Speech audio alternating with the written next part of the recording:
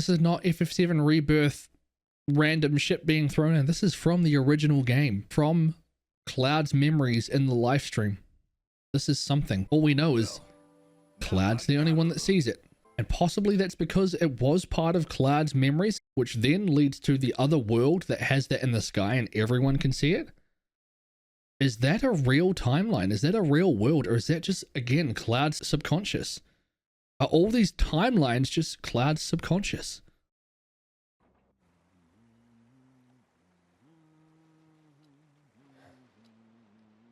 And this scene in particular, like, this is really, really interesting. Beautiful. Cloud looking at the clear materia here. I'm going to pause it on a couple of different things that kind of, I guess, like, it's focusing on it with a really, really high budget cutscene here. He's doing that one-handed, by the way. Like, this is some really high quality shit.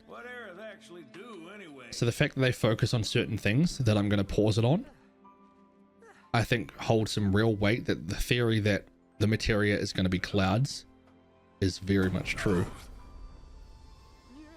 And I believe that anyway. Regardless of these scenes, I believe that materia is Cloud's, and it's going to fill with Cloud's memories. But this is what I really... She's gone now, obviously. And the reason... That is big, man. They're not going to waste screen time on this, right? She's there. She's walking towards him. Yeah, but Cloud can just blatantly see her. He looks away for a second. He looks back. She's gone. When Cloud is not looking, she is not there at all.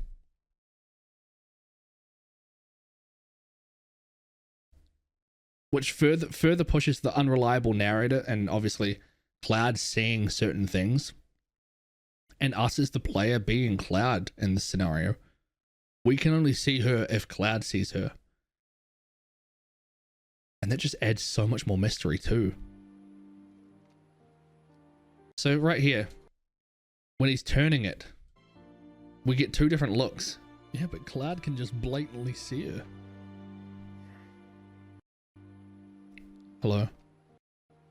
Like, at first, we see a clear look at Cloud in the materia. This is his materia, right? But now we see like a world upside down sort of thing. And it makes you wonder what that possibly means. And you hear he puts that clear materia away, and it dinks and clinks right into the other materia that he has. And he notices it. It's the black materia. A lot of people have been theorizing that the clear materia is the black materia, but there's two materia here. You can hear them hit each other, right? He puts this one away. Clink. There's a second one in there. He just has the black materia. What the hell? And it is absolutely messing with him, and reunion again becomes so much more prominent. Oh, for fuck's sake. And this final bit, man, he throws it in the Buster Sword, not like a normal materia. This is like Spider-Man / Venom fucking symbiote style shit. It becomes one with the Buster Sword. Oof. And this Buster Sword, I believe in part 3 is going to be, there's going to be new combat mechanics with this sword because it's infused with the black materia. And I think we've already been hinted at it in Rebirth with the dark side materia being one of them. I think part 3 is going to be very dark for Cloud. So much so that he's just not going to see himself at all. Like, we get glimpses of him, of the real him throughout all of Rebirth, all of Remake. Part 3, I don't think we're going to see him until the live stream sequence. I think we're going to see a very dark version of Cloud. And that's because of the black materia kind of just taking over in a way. On top of Genova and Sephiroth and all that mystery and manipulation, right?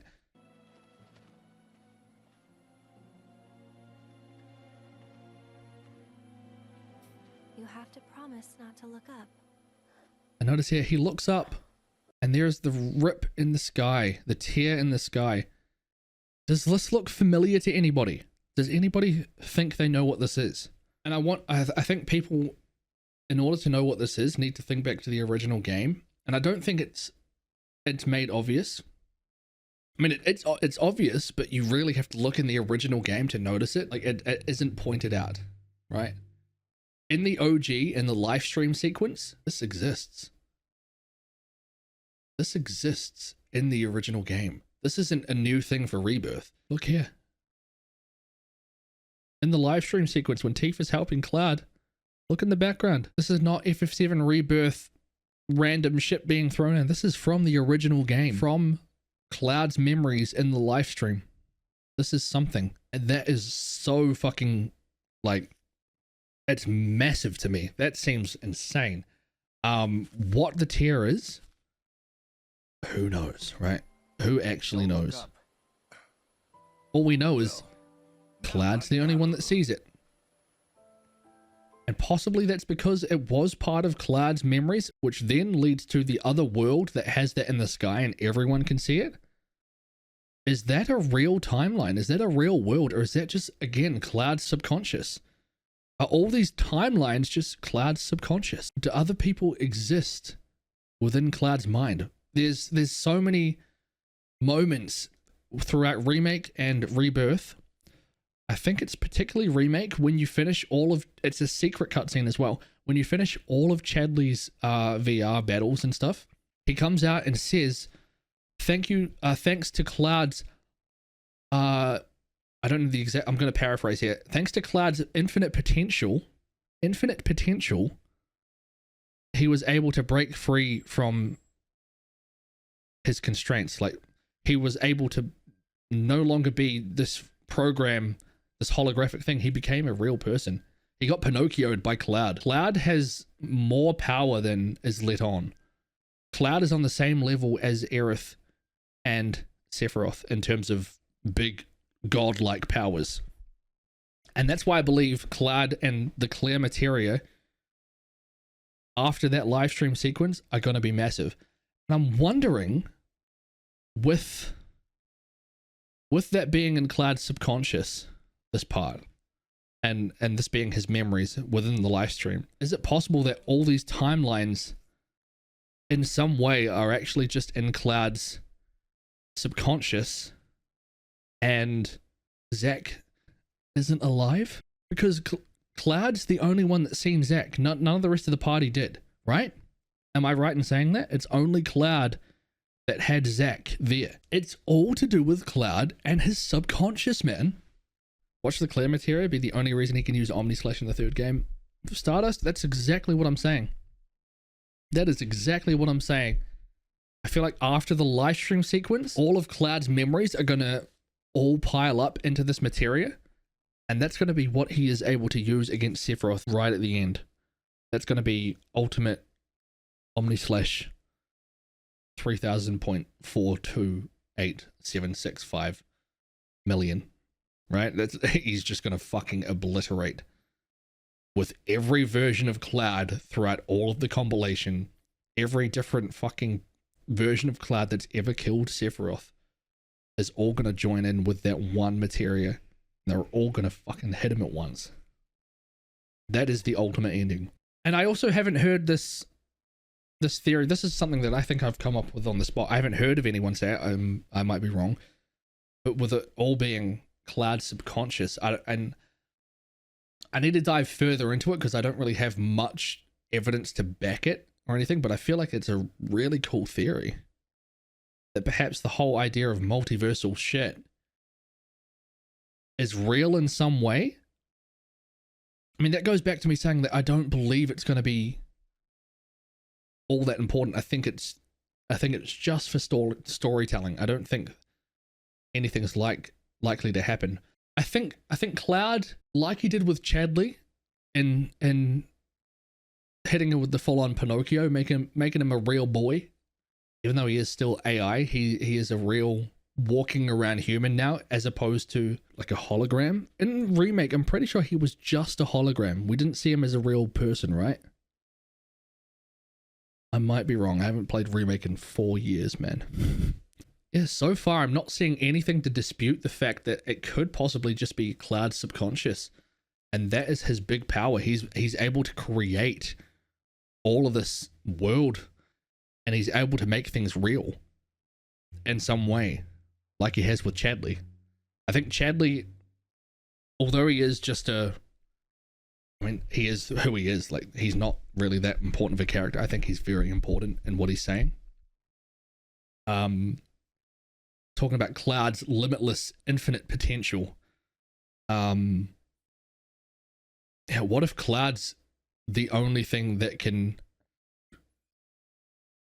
change fate, change everything, change life, change timelines, change everything, and it's all within his mind? And that's why fucking Sephiroth and Omni Aerith know that, and they want to keep him on track, to Aerith wanting to stop Sephiroth and Sephiroth wanting to take him to be like with him because he's so much more powerful than Sephiroth is. If that's the case, like, Cloud can create what he wants. If this is real, Cloud can do that. I don't know. I think I'm really reaching fucking hard, but wow, that's nice, dude. I am so sold on this right now. What I've come up with, it's my fucking headcanon now. It's all to do with Cloud and his subconscious. None of this is actually like really happening. I feel like there's a mixture of all the theories that everyone's come up with. I feel like all of it has weight, and I feel like all of it's going to intertwine. I don't think anyone's theories are correct.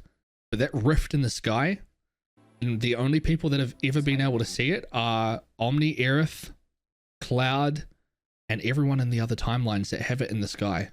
They're the only people that have seen it. Sephiroth as well. The whole convoluted and confusing mess that is Remake and Rebirth together. Oh, it's going to feel so good in part 3 when it's all answered, when everything gets answered. That payoff is going to be so worth it. I think people don't understand, right? Long-term storytelling across 3 games are so mad that fucking like things aren't getting explained right now in part 2. Oh, like, it is so good.